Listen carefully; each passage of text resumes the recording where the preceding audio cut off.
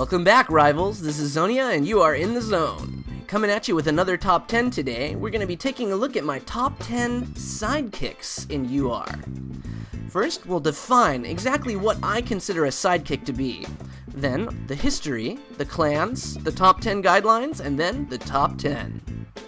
So, the following are my requirements to be considered a sidekick in Urban Rivals.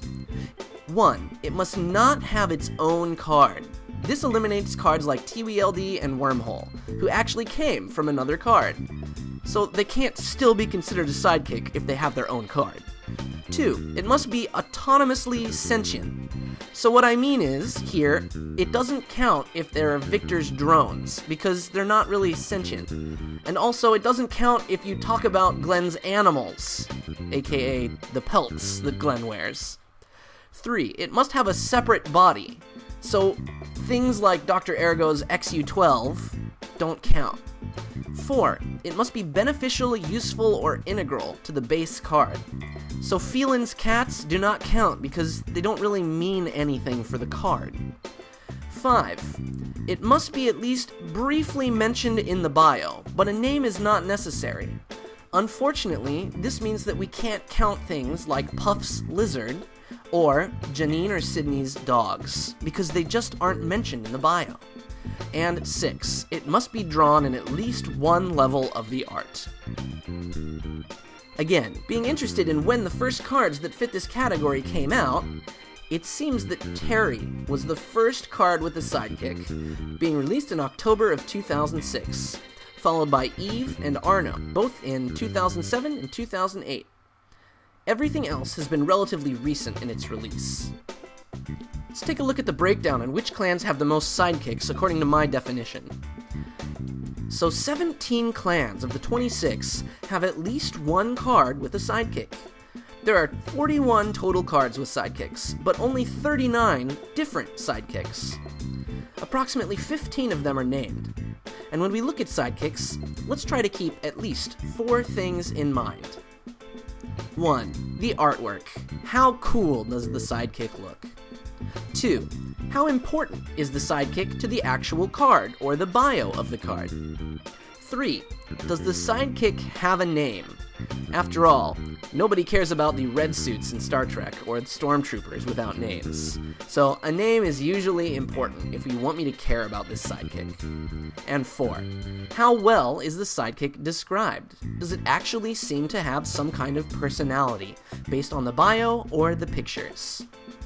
Note that if there are multiple sidekicks on one card, they will be grouped together as if they were just one sidekick entity. There are only a few cards with more than one sidekick on them, and we'll see some of them very shortly. As always, my list is not the definitive one, and it's just my own personal opinion. I promise that if I left your favorite off, it wasn't on purpose. Oh, and one more thing. I wrote the script for this video on July 16th, so if any more amazing sidekicks have come out after that date, specifically for Raptors, they won't be included, so sorry. Without further ado, let's get to it. In honorable mention, I know this is a little bit of cheating, but we have Arno, Kenji and Kenji Noel, Nekurembo, Serena, and Zeke. 5 honorable mentions today. First, Arno's pet monkey, Pistachio, makes it in for an honorable mention. Now, this may be one of the most controversial choices on my list, since I know a lot of people have publicly posted that they really want to see a Pistachio card. The little monkey is most certainly cute, but the monkey's a thief! Bad monkey! Also, I don't really feel like Pistachio makes me feel like I understand the Roots clan any better. I don't feel more enamored of the clan for his presence, or Arno's card, and he doesn't evolve in personality. He's also not as quirky as some of the other top 10 choices.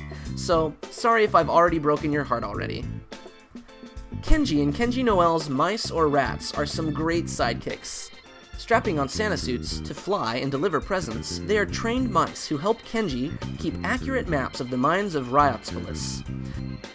While full of character and getting time in 2 different cards, as well as being blimp mice with lights on their heads, they still just don't seem like leading sidekicks to me. They are full of character, but they still seem kind of expendable.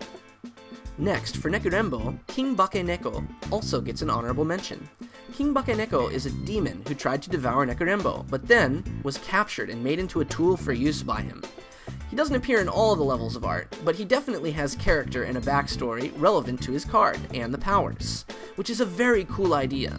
But he's not a good guy. Until he has his kind of Naruto Kurama moment, even though the card is actually based on a different series, he's still a bad guy to me. Up next, earning an honorable mention, is Serena's Dolphin. Serena's Dolphin is absolutely awesome. An armored dolphin with a harpoon gun attached to his side? Yes, please. However, Serena's bio shows no real relationship with this dolphin, as if they're a team. It's just kind of some dolphin I met a while ago and now I happen to fight with. I wish they'd given the dolphin a name or something else. Probably would have brought her out of the honorable mentions and into the top 10. And finally, Zeke's killer flies. They're not bees, according to the bio, everyone. Read the bio. Don't trust the image of the bees. Anyway, the power that Zeke has is really cool, and I love the concept of the card. It gives me the heebie-jeebies. But I just don't feel like I have some kind of bond or any kind of real care for these flies, or bees, other than thinking that they're absolutely horrifying. So, with that, let's get into the top 10. In 10th place, Geo from Riots, his lightning bugs. I absolutely love this concept. Lightning bugs, or are they modeled robots? I don't know. Anyway, they act like both lighting and a warning system in Riotspolis caves. Such a cool idea. Geo himself benefits and gains personality from this unique idea, which is what puts Geo's lightning bugs in the top 10. I can totally picture these little guys fluttering about the caves, checking to make sure that things are okay. These guys also help set ambience for the entire city of Riotspolis, and make me feel like I can understand what it would be like to live there a little better, which is so cool. Their major downside, though, is that there are just so many of them, and again, they have no names, so I don't really feel super attached to them. However, I definitely would be saddened to hear if something happened to them. Next up, in 9th place, is Stooge from Frozen, with Tipo, Repo, and Lennis. Did you know that Stooge is the only card to have multiple named sidekicks? These three wisecracking penguins look like they cause a lot of trouble, and it also looks like Stooge isn't doing much to help curb those emotions in their artwork. These three guys are, again, interesting, and they have personalized names. However, they really seem to only have kind of one note to them. They're a very static sidekick, so I don't feel like they have much depth. Still, what they do have is great, and it's enough to land them in 9th place. Next, in 8th, Growl on Annie and Oakley from Raptors. Despite the fact that these cards have been out for a little over a month only now, who can say no to a Jurassic-style Meowth? With two cards backing Growl up, we get a slightly better feeling of who Growl is and how she met these two. Chances are still good that we may yet see Growl in card form, but not yet, as of the time of this script. My biggest complaint is that Growl isn't in all of the artworks for both of these cards. Still, Growl adds flavor into the understanding of where the Raptors are from, and the level 2 artworks for Growl are pure gold, for both Annie and Oakley. Next, in 7th place, the Ancient One from Eugene in Uluwatu. I'll just be honest here. I'm not a fan of SpongeBob. I was a little too old for its brand of humor when it came out, but nonetheless, UR's Mr. Krabs has stolen my heart. So the next time that you think that I'm being biased, please remember this choice. The Ancient One comes in with an amazing moniker and looks fantastic. I mean, let's face it, you know he's cool with a name like the Ancient One, and he's wearing a lei around his head/neck. I guess, neck. He really adds to the feeling of why a clan like Uluwatu should actually be feared in this game. I just wish that he was in another of Eugene's artworks. And also, with such a menacing guy, it says that he's one of the coolest, most laid-back crabs. So, I'm not sure if it jives quite as well as it should with his bio. Next, in 6th place, the Goliath Snail Race Car on Lindsay from Riots. Wacky races? A freaking steampunk snail car? How could this card not be in the top 10? The artwork is fun and quirky, and the concept is out of this world, even if the card itself is rubbish because of its ridiculously low damage. I seriously wish that this snail had a name. I would totally pay to ride on a giant steampunk snail car. If you haven't taken time to appreciate the intricacies of the artwork that went into this snail, you need to go to the goodies section and check out the original full artwork right now. I feel like this card shows a progression of growth with the snail, which more than makes up for not having a name. Landing in my top 5, the Wolf and Eagle from Ruru in Frozen. Entering the top 5, we have both of the sidekicks from Ruru, her wolf and her eagle. Ruru would be one of my top 3 if they'd taken time to name her wolf and eagle. Why? Well, just like in Lindsay, each artwork shows a progression of growth, getting stronger and stronger each time. And the artwork is so fantastic. There's a story in those pictures, and that's one of the things I always look for in my favorite cards. On top of that, the card is a beast, too. With personality and power, I wouldn't want to mess with Ruru, her wolf, or her eagle. Sneaking into 4th place, Keratis from Veroslav in Freaks. Those violet eyes will gaze into your soul. Keratis is the epitome of character. He is adorable, with the special abilities of being pitch perfect and able to give advice. Wait, can Keratis talk? Well, probably not. Maybe he has some kind of nose-wiggling communication ability. Wiggle once for yes and twice for no. 1, 2, double yes! Anyway, Keratis looks like a boss in the level 3 art, not to mention adorable with his little bell necklace. The absurdity combined with the adorableness makes Keratis a shoo-in for one of my top 5 positions. Oh my gosh, I can't stop looking at him sitting on that little pillow in his level 1 art. Quickly, to the next card! In 3rd place, Pluton from Tolliver in La Junta. Coming in 3rd, we have Tolliver's Yeti hunting dog, Pluton. Every time I see Pluton coming at me in-game, he horrifies me. I look at the giant guns and the mechs in La Junta, and there's really no feeling of fear for me. But when I see Pluton leaping out of the computer at me, I can't take it. That eye! The tongue! Ah! Pluton only gets 2 pictures to his name, and he makes both count in a big way. Let's face it, Pluton is Tolliver, basically.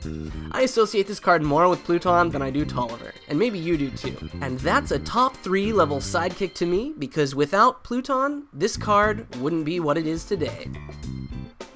Coming in 2nd place, Gerfunkel from Simeon in Roots. So, coming in at number 2 is none other than the scariest beaver that you will ever meet, Gerfunkel. Levels 2 and 3 are like, aww, he's so cute. Level 4 is like, wow, he can do kung fu. And level 5, Simeon is riding him. The terrifying nature cannot be explained, other than when you see this card coming at you during a real game.